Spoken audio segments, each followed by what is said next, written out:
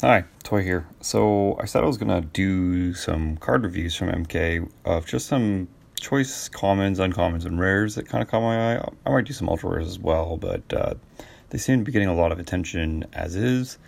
And there's some other cards that are just kind of sliding under people's radar that I want to talk about. And so Telekenetic Mastery. This is a card that caught my eye actually right away.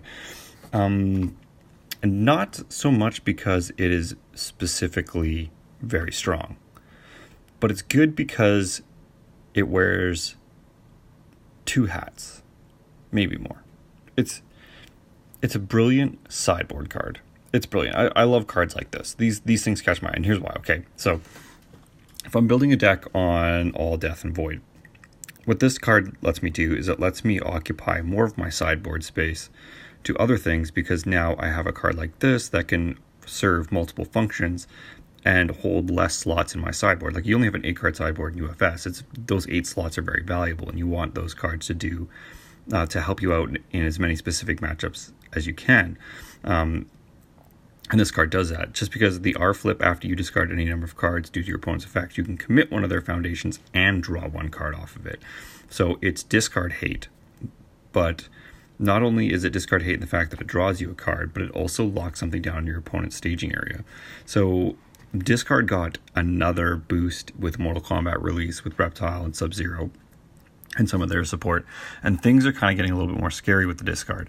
Ed and Ein pushed it pretty hard in the previous set, and this, it's not a permanent solution because it's not a recurable effect, but it assists you. It helps you out against that game plan. It helps you by mitigating the fact that you had to discard a card, and it helps you in the fact that you can then lock down something in their staging area after the fact, which could be even more beneficial if they have major power play foundations out, or if they're just trying to be more aggressive. It helps lock them down and prevent them from being too pushy, or it might help prevent them from playing too many attacks that turn. However it is, it's a really good card to supplement that kind of thing. And then the other R, 6+, after your opponent increases the speed or damage of an attack, that attack gets -2 speed or -2 damage. Okay, now you need to understand what this does. So I know it's a 6+, and you might think, okay, well, I'm not even running a 6+ package. That doesn't matter. Think of it this way.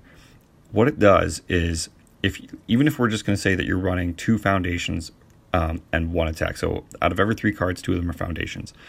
Basically what this does is it means you have a 66% chance per trigger to let any of your foundations become commit 1, -2 speed or -2 damage. It adds value to face downs. It adds value to otherwise non-effective cards during the off turn. It adds value to those things by making them these kind of impromptu commit for reduction effects anytime that your opponent increases the speed or damage of their own attack. So this really helps against things like Quan Chi, where after you play an enhance, he's going to want to respond to increase his own damage. And then if you have this out, you can then commit to knock it down by 2 points. So as long as you have a meaty staging area, you can counteract a lot of your own enhances by just knocking his attack down further if he chooses to do those kind of things. So this card, it does a lot. It's just really quirky, and I love it. I don't know if I'd be mainboarding this thing or mainboarding very many copies, but like I said, it's a card that I'm going to want to have in my sideboard on these symbols because it can help protect me against these super irritating characters that I might have to go up against. And it's very easy for me to side these copies in, and it helps me in a variety of matchups, and it gives me an advantage in those matchups, and it just gives me more ammunition against them. So, and otherwise it's just a decent foundation, 2/5/3+. It's nothing to write home about, but it's good. And both the responses are very strong. Mortal Kombat was a very enhance heavy set, and responses just always shine out to me because there's less things that interact with responses currently. And then even like Quan Chi, he's not going to be able to trigger his R on your R's. Like, you can just, it's nice. I like having responses. I like having forms. They're just underused effects. And I'm finding myself putting more responses and more forms into my decks rather than just relying on enhances if I can't get massive enhance value out, just because of the amount of interactions going on with enhances. Anyways, this is the first card that kind of caught my eye, and I'll be doing a few more reviews as time comes on, and stay tuned.